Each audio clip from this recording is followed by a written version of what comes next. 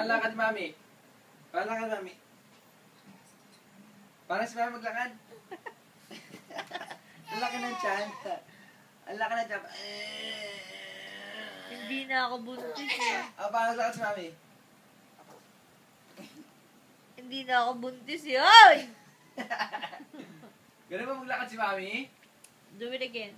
Ha? Paano maglakad si mami? Slowly. Yeah, girl! Ba't ka lumulod? Si mami, hindi naman lumulod eh.